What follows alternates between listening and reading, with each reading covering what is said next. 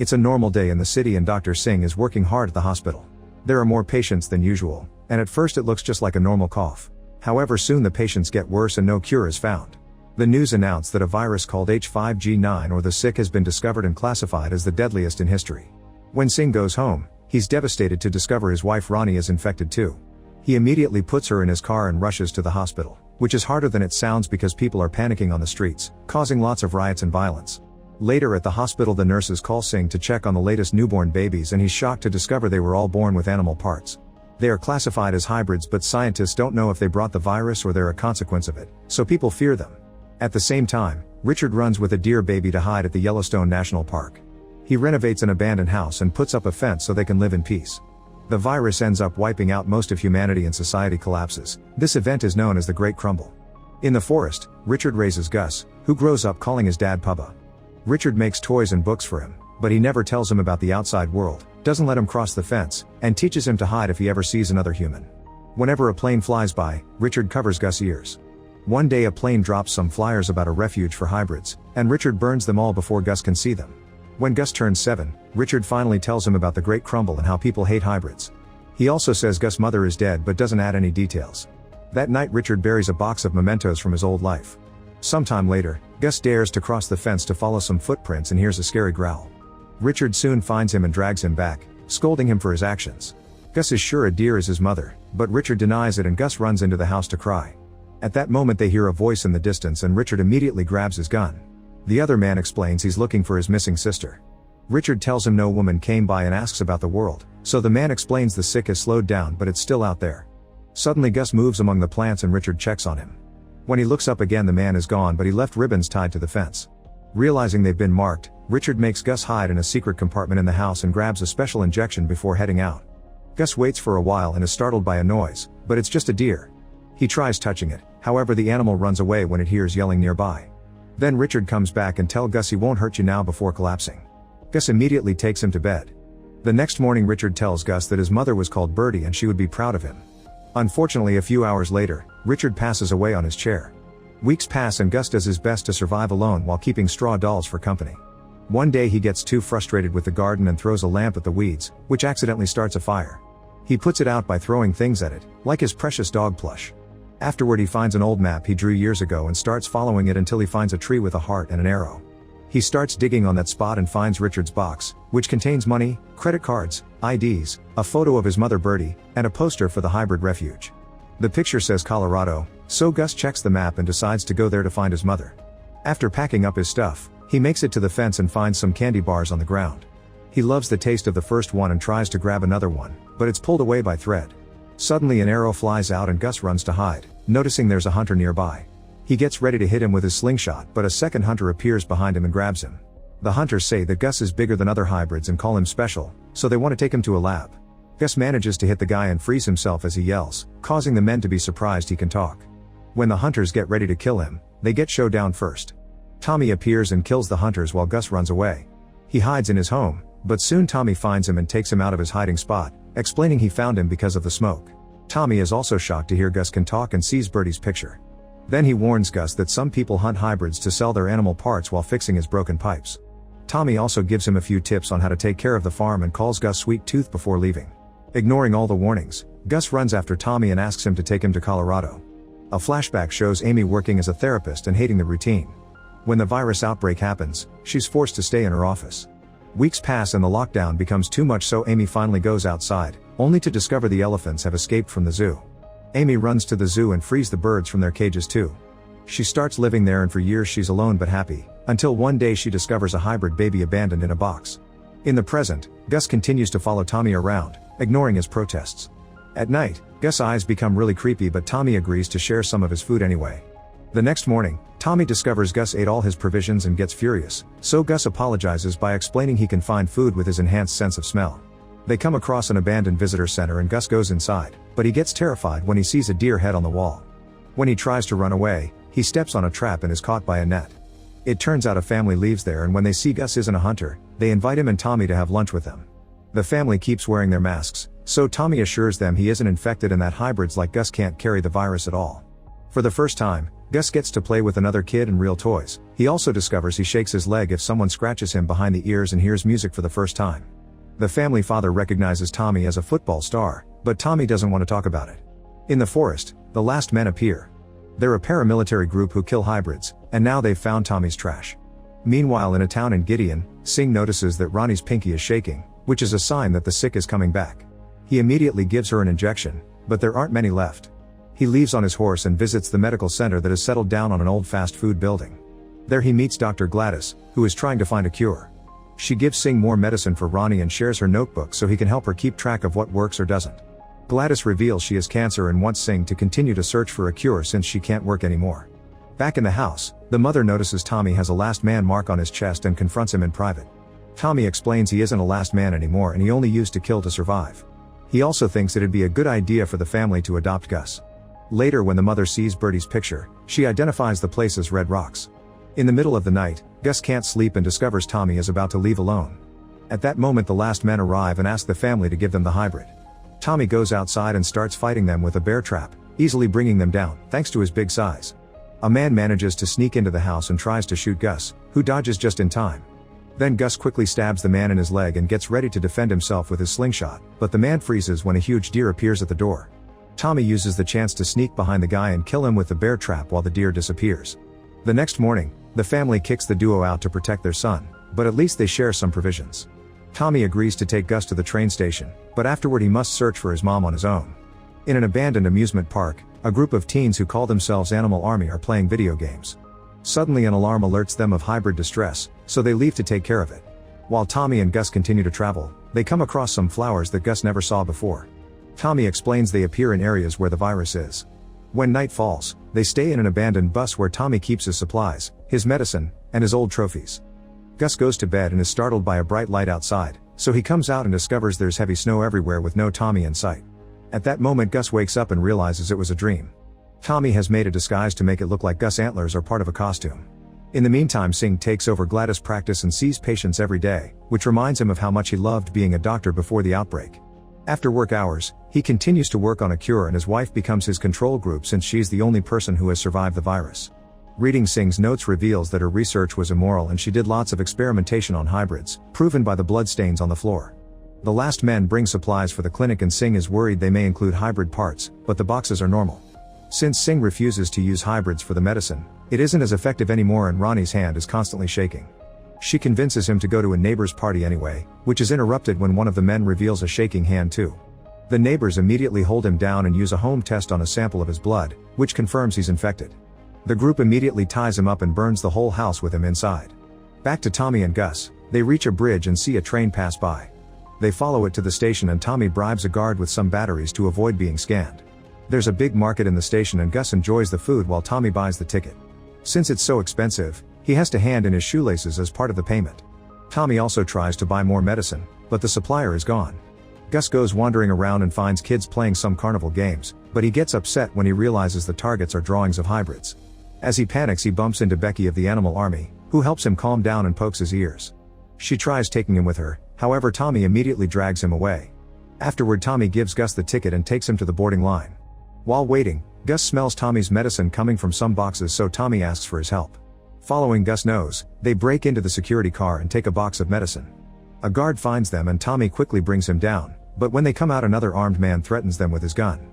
Tommy starts fighting him and before passing out, the guard notices Gus' ears moving. The duo runs away and rushes to catch the train, only for the last men to surround them and capture them both, removing Gus' helmet to confirm he's a hybrid and taking back the medicine. Moments later, the duo is being dragged through the forest with their hands tied and their eyes covered. Suddenly someone opens fire from the shadows and soon the last men are being killed by Becky and the Animal Army, who are wearing animal disguises. Meanwhile, at the last men headquarters, the leader General Abbott is informed someone very important has been found. In the forest, Becky explains that they don't want to hurt Gus, they just want to help and advises him to run away from Tommy. The others are tasing Tommy down and get ready to shoot him, however Gus hugs him as he begs them not to do it. Becky agrees to help them both.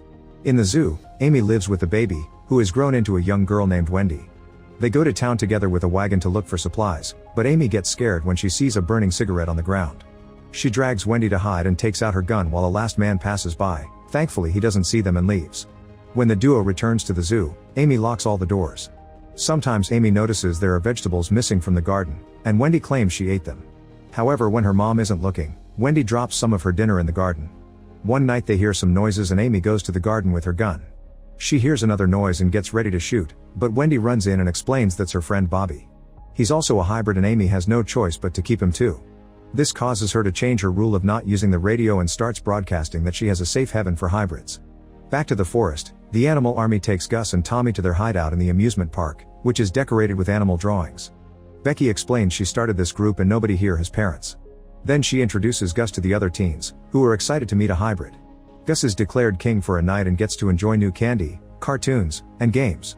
Becky tells him how the adults ruined the world before the crumble and how the planet has been healing since then. The animal army thinks this is thanks to the hybrids and that's why they fight to protect them. The last men killed Becky's parents and that's another reason why adults aren't allowed in their base. She tells Gus that Tommy has the last man mark too, so he shouldn't trust him. The next morning Becky takes Gus to see Tommy, who has been tied up and gets tased whenever he gets sassy. Under Becky's pressure, Tommy admits he used to be a last man to survive but swears he isn't anymore. Gus points out the animal army also killed people to survive and hugs Tommy, which convinces Becky not to kill him. She makes a big announcement, but the other teens disagree and open a container that reveals a huge hungry tiger ready to execute Tommy. Gus runs ahead and asks the tiger not to hurt anyone, causing the beast to back away in fear. Some of the teens see this as a sign and close the container, but others still want the execution and the argument escalates into an actual fight. Gus uses the confusion to free Tommy and they run away together, while Becky also chooses to leave her friends behind. In town, Singh is worried about Ronnie's condition because the medication isn't working. Ronnie has seen Gladys' notebook and begs her husband to start using hybrids for his research so she can get better. On his way to work, Singh sees all the flowers that have appeared at the burnt house.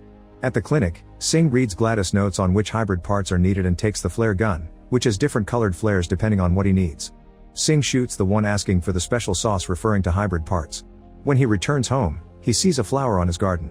Inside she finds Ronnie talking to a neighbor who wants to start mandatory weekly virus screenings for the whole town. Singh refuses to do so because tests are scarce, but the neighbor promises to make the community vote. Sometime later the neighbor realizes Ronnie doesn't go out anymore and yells at the couple for hiding her illness. Singh tries to stop her from telling everyone and while they argue his horse accidentally kicks the woman, killing her. Singh feels guilty but Ronnie convinces him to bring the body into the house. That night Abbott and his men burst into Gladys' home. Abbott accuses Gladys of faking her cancer to avoid working with him and explains that there's a new virus wave coming. Gladys calls him a monster but when he threatens her life, she has no choice but to admit she left her notes on the cure with her replacement at the clinic. Then Abbott sends his men to kill her anyway. In the forest, Tommy is having lots of leg pain because of his lack of medicine. He thanks Gus for defending him and teaches him to fist bump before announcing he'll take him to Colorado. Suddenly they find Becky on a tree, who gives her the address her former team found from Birdie on the internet. Then she offers to help them reach Colorado since she knows what areas the animal army doesn't patrol. The trio walks for a few hours and stops when they find some fabric on a tree. Tommy explains it's a parachute and thankfully Gus doesn't see the body hanging from another tree nearby. Eventually they reach the Valley of Sorrows, which is covered in the virus flowers because bodies used to be buried there. They'll have to use a bridge to cross, which causes an argument between Tommy and Becky over its safety. Gus ignores them and starts crossing alone, causing some wood to break. He falls and grabs onto the rope at the last second, however the rope also breaks and Gus falls on the flowers, passing out. His old dog Plush appears and licks him until he wakes up, then it runs away. Gus chases after him and enters the forest, where he sees the flowers on a tree and a mailbox that ejects candy. Then it starts snowing and Gus finds many objects, like beds and hot chocolate. Richard appears on a chair and says he isn't mad that Gus crossed the fence, he also points at train tracks nearby. Then Richard disappears and an angry Gus starts hitting a mirror, where he sees Abbott's face with fiery eyes. A terrified Gus starts running, only to wake up when his friends find him. By covering their faces, they manage to take Gus away from the flowers without inhaling their pollen. Then Tommy and Becky start arguing again, so Gus makes them fist bump to shut them up.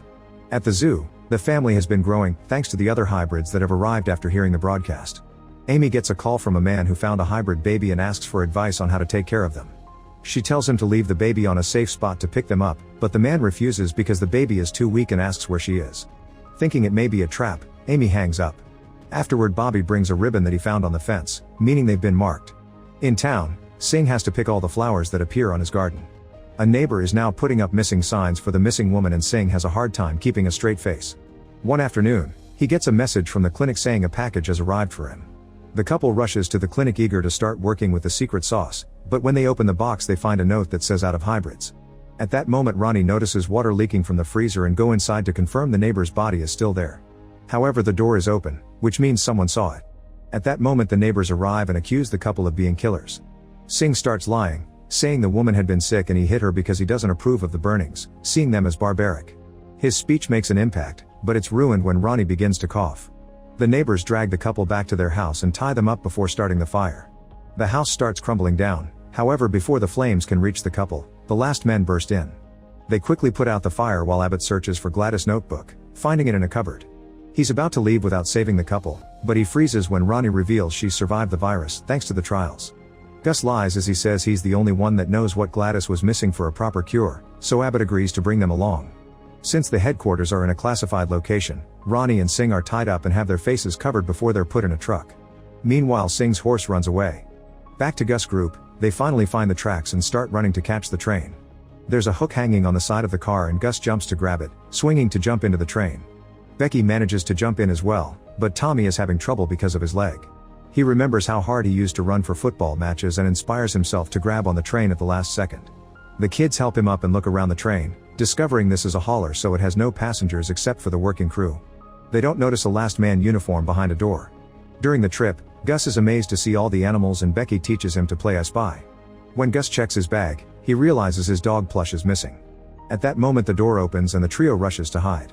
A worker comes by and at first he doesn't see them, but when Gus accidentally drops a bottle the man finds him and pins him down. Tommy attacks the man from behind and a fight ensues during which they almost push Becky off the train. After lots of punches, Tommy takes a better look and realizes the worker is his old friend Jimmy, so they laugh and hug. After they share some stories from their football days, they realize Gus has gone looking for his dog. The trio searches for Gus while Jimmy keeps asking about Tommy's life. It's revealed that all their old football teammates, Tommy's wife, and his baby are dead. At that moment Gus comes back looking sad because he couldn't find his dog, which is the last thing he has with Richard's smell. Tommy cheers him up by showing him a river that indicates they're arriving at Colorado. The address from the internet mentioned Go Grow and Jimmy explains it's short for Goss Grove, a neighborhood outside Essex City. The chat is interrupted when Becky hears last men in the other car and Jimmy takes the group to the back area, however they can see the men coming. Becky thinks they should jump, however Tommy sees the dog and decides to rescue it. He puts on the uniform from the door and pretends to be a last man to pick up the dog. However the men have a wanted sign with Tommy's face and recognize him. Tommy throws a bunch of boxes to slow them down and runs back to Jimmy's car, closing the door behind him. The last men soon start pounding on it, so Jimmy tells the trio to jump while he buys some time. After a final goodbye, Gus' group jumps off the train at the same time the last men burst in. Jimmy starts fighting them but he quickly gets overpowered and killed. At the zoo, Amy finds a bunch of ribbons at the fence and announces they must leave. Suddenly they hear a noise and check the security cameras, which show two last men outside. They immediately pack up their things and Amy guides all the hybrids to escape through the sewers, but she stays behind in case the last men need to be distracted. A flashback then shows that in Alaska, an expedition team discovers something very important in one of the many ice rods they extract. This is sent to a lab in Essex City where Richard works as janitor. One afternoon, he hears scientists Bertie and Judy arguing. Bertie says they can't let this happen but they fall silent when they see Richard nearby. Later at the pub, Richard spots Bertie and apologizes for what happened.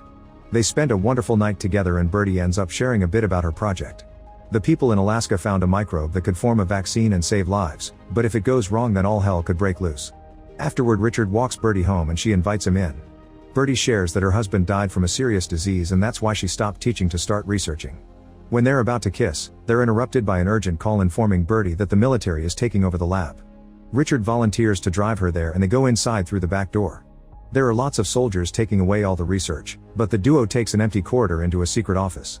Bertie shows Richard that their experiments with the microbe have created a miracle and reveals baby Gus, who starts crying. The soldiers hear it and appear on the corridor, so Bertie wants to escape with the baby before the military finds him. Richard puts on his janitor clothes and pretends he's cleaning to distract the soldiers, allowing Bertie to sneak out with the baby. After the men let him go, Richard runs to meet with Bertie, who hands Gus to him and asks him to keep him safe while she goes back to burn all her research.